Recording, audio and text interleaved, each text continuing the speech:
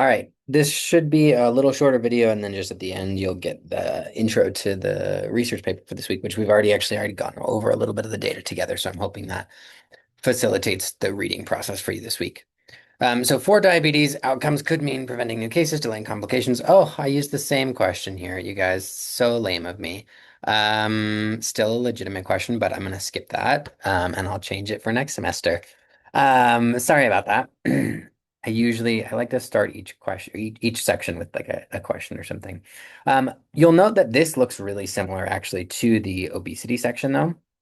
There's a reason why, because a lot of the mechanisms overlap, right? So, and also the reason I don't focus as much on like data here is that a lot of mechanistic research is not epidemiologic research, like we talked about, right? I'm going to expect much smaller sample sizes if I'm looking at mechanisms. So, but a couple of things that we would expect to see is improved vascular function. That's through angiogenesis, right? So, sprouting of new blood vessels, increased nitric oxide.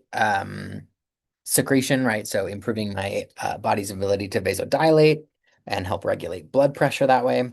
Improved lipid handling, so increases in HDL, increased uptake and use of lipids or free fatty acids, decreased visceral fat tissue. So particularly in that regard, that's really important, right? Because that's independent of weight status. So I could see a decrease in visceral fat even if I saw no change in weight.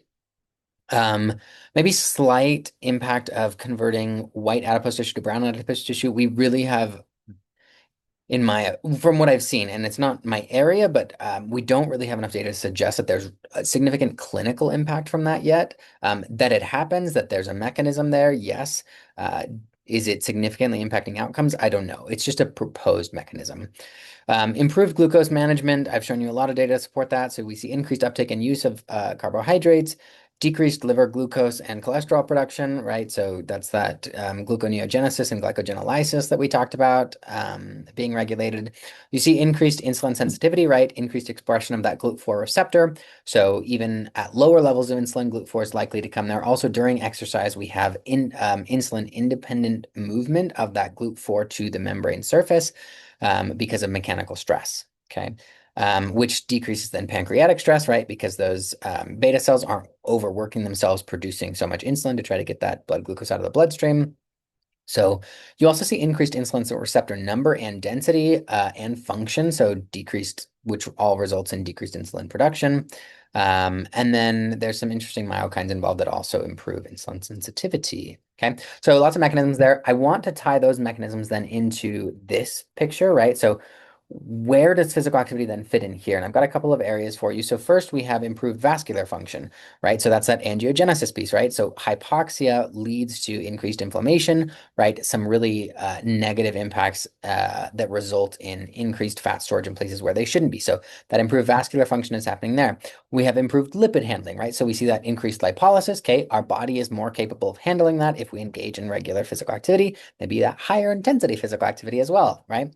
We also see improved glucose management. Okay, so this mechanism over here, where we see that decreased LPL and increased HSL. That's going to be combated by exercise. We also see decreased or improved insulin sensitivity, therefore decreased insulin resistance, decreased inflammation, improved ability to handle reactive oxygen species. And also right here, right, that gluconeogenesis that the liver is doing when it's stored ectopic fat, right? As that then creates hyperglycemia, we see reductions in that, right? So improved glucose management fits there. And then we also see, oh, I should have put that the other way, but improved appetite coupling, right? So that positive energy balance might also reduce, right? So that data that I showed you last week, right? We may see improved, and I should have a line drawing that over to leptin resistance as well. But my body's response to hunger hormones is likely different as well as how much hunger hormones. So the sensitivity to, as well as the magnitude of release that's happening with those hunger hormones is likely impacted significantly with physical activity. Okay. So I wanted to just connect those pieces. So hopefully it doesn't all just feel like mumbo jumbo. I know there's a lot of areas going different places, but you've seen that figure now 3 times. So I'm hoping that the additions just focus on how mechanisms of physical activity interrupt the etiology of the disease. Okay, this is going to be really quickly, but there are different factors that contribute to health status, right? So the two that this article focused on were societal factors and physiologic factors. I just want you to think about all of the different things that could be affecting health. So this is not specific necessarily to type 2 diabetes, but you've got all of these different genetic factors and epigenetic factors as well. You've got tons of different endocrine, so hormonal factors, right? We've already talked about different adipokines and cytokines, right? TNF alpha should be really familiar. Different interleukins. We've talked about leptin. We've talked about CRP, right? So I'm hoping that some of these things are starting to sound familiar, right? But you've got all these physiologic factors that are impacting health, but then you've also got societal factors, so different family factors and environmental factors. So then the question becomes, okay, how do I help people be physically active? So this study tried to answer that.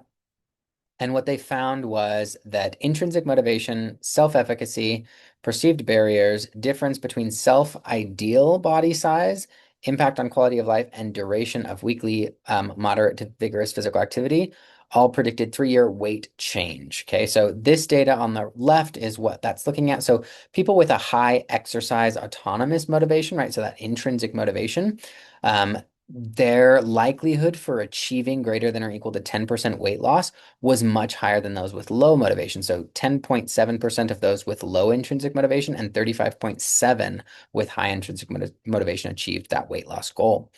When looking at barriers, right? People who perceived low barriers, 22% achieved that goal.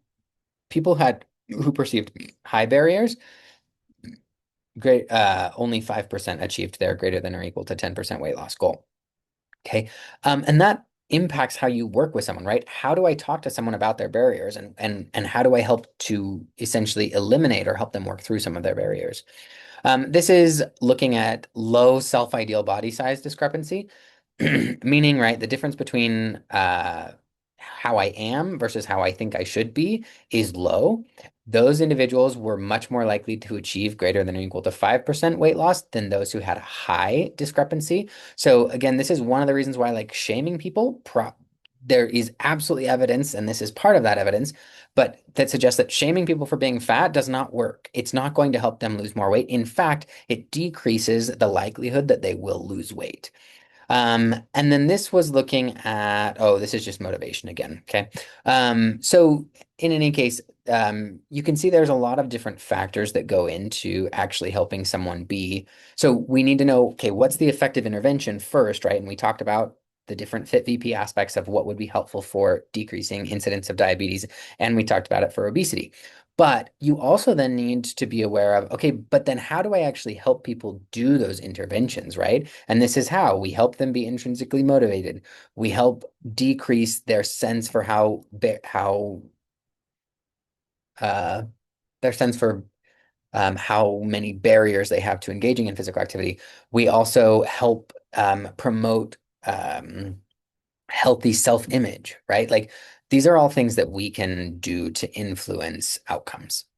So quick review, we covered a lot here. So the scope of the problem first, 38 million adults have diabetes, and the prevalence is rising worldwide.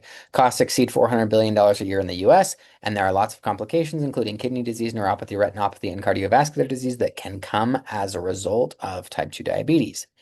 Chronic energy balance leads to ectopic fat storage and insulin resistance, and that process also results in increasing cytokines. So TNF alpha and IL-6 increase inflammation and impair insulin signaling, as well as overstress beta cells in the pancreas, which can ultimately result in beta cell failure and the inability to produce insulin.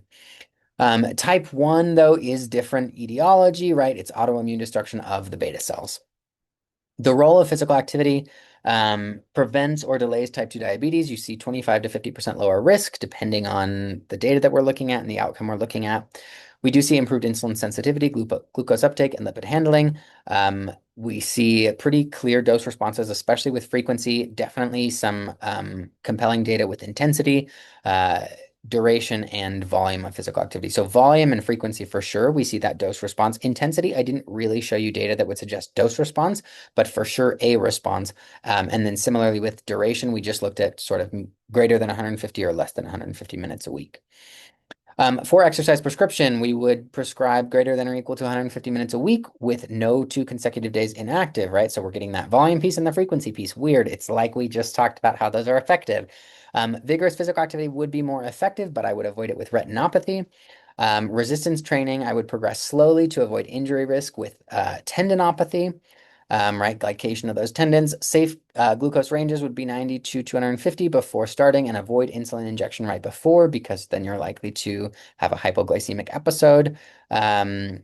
Continuous glucose monitors, as well as sequencing and modalities, right? That vigorous before the moderate, actually, which is not what we would typically see, right? We would typically, start somebody like with a warm up, and I would still start someone with a warm up, but I would jump into that vigorous pretty quickly with someone who has diabetes as opposed to normal, like a metabolically normal population.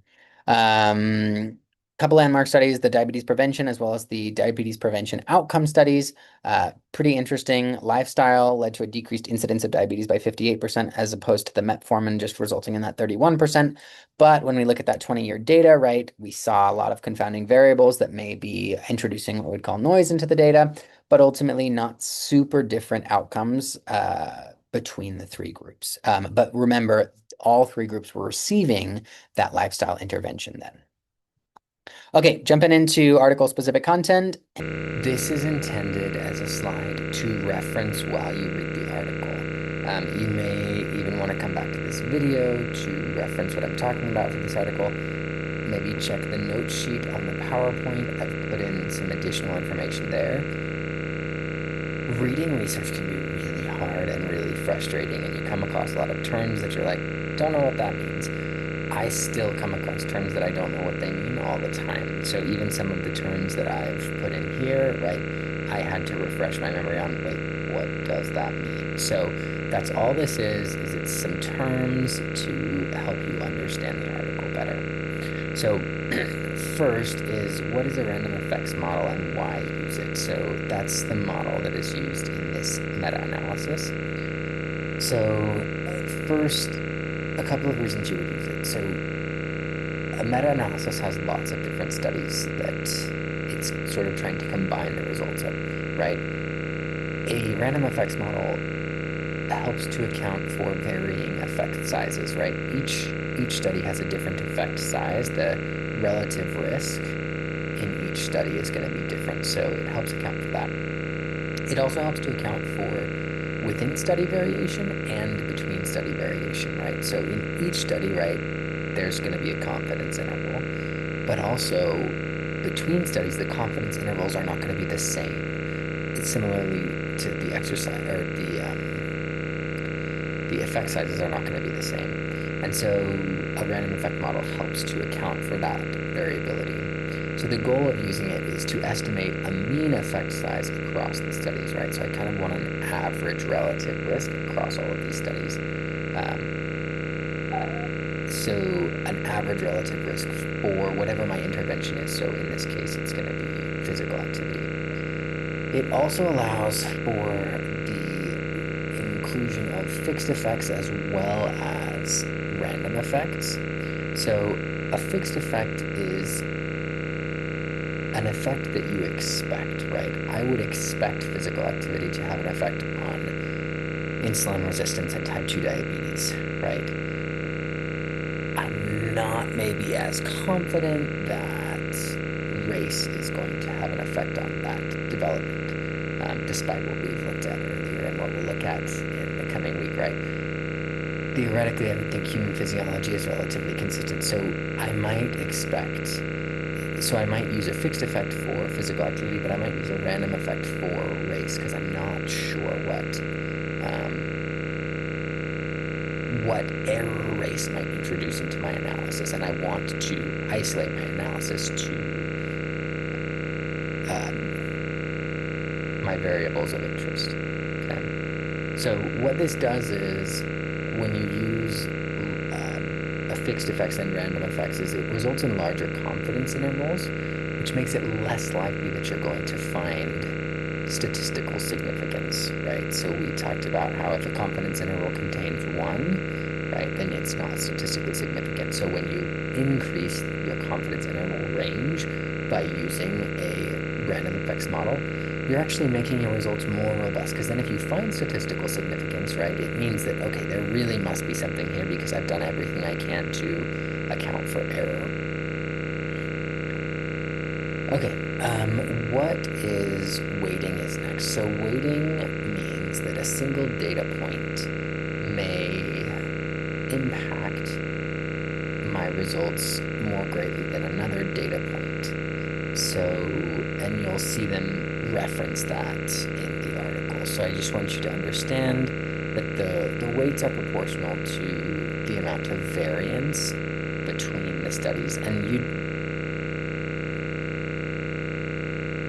I don't even think it's super critical that you understand that. It's just critical that you understand that not every study influences the results in the same way.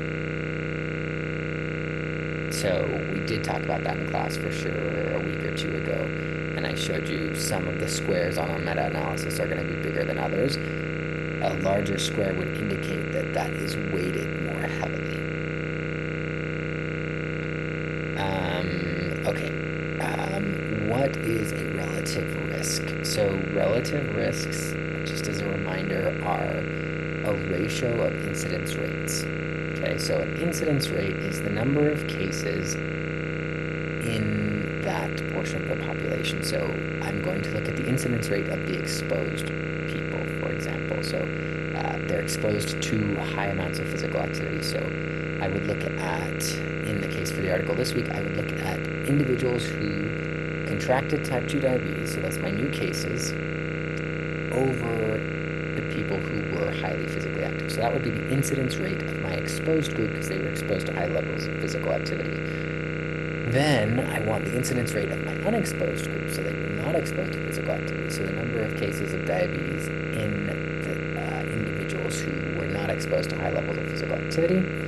And then when I compare those two ratios, so I would put the incidence rate of the highly physically active group above the incidence rate of the not physically active group, that will give me a relative risk. Okay, so make sure that when they're talking about relative risks, you understand what's the exposed group and what is the control or unexposed group.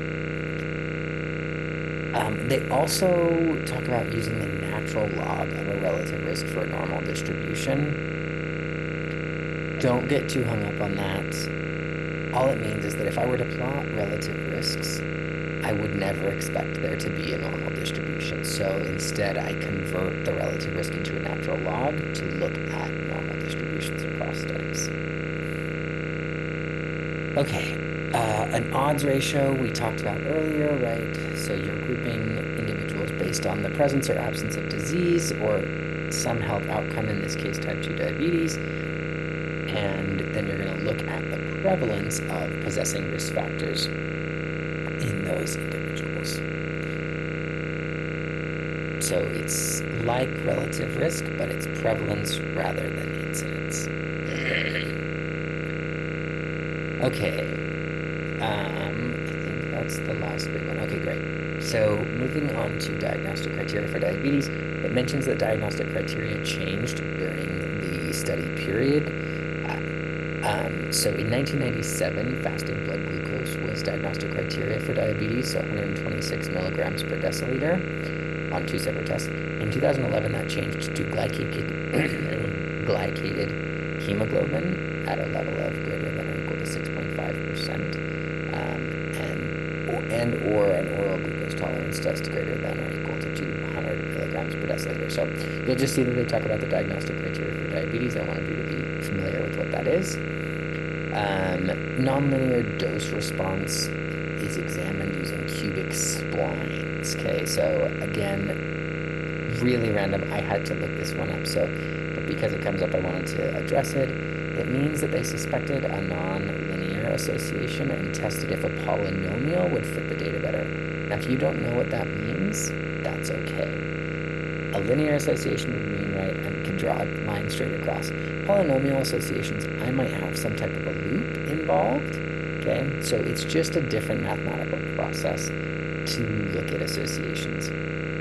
And as a result, or in combination with the comment on cubic splines, they talk about a likelihood ratio test.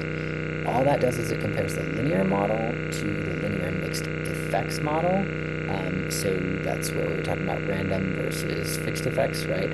And so if you're just looking purely linear, right, then we want to know if the linear model or the linear mixed effects model or the polynomial model is most accurate. Okay, so the likelihood ratio test is going to compare your models and see which one is the best. Heterogeneity comes up a lot in this, so that's denoted in the research by an I-squared statistic, and it's a ratio that tells you the proportion of the variance in the observed effect that is due to the true effect. Okay, so here's an operational definition down here. So if the I-squared is less than or equal to 50%, studies are considered homogeneous, and a fixed effect model can be used. Okay, so if I have a homogeneous study, then I can use a fixed effect model, so I don't need that linear mixed model, and I don't need that polynomial model, right? But if the I-squared is greater than or equal to 50%, and then the heterogeneity is high, and a random effect model should be used. Okay, so you'll see that come up where they sometimes talk about, ooh, there was heterogeneity, but if we removed this one study, then there wasn't heterogeneity. Okay, and they'll talk about how the results shifted if they removed a study. And then lastly, not lastly, second to last, the Eagers test. The really simple way to think about this is to see if the distribution of the study results is normal. So when I'm examining a large number of studies, if I plotted them, I would expect them to look like a pretty normal curve. The Eagers test actually uses a triangle. So again, I'm just going to read this for you, but it's used to assess the potential for publication bias.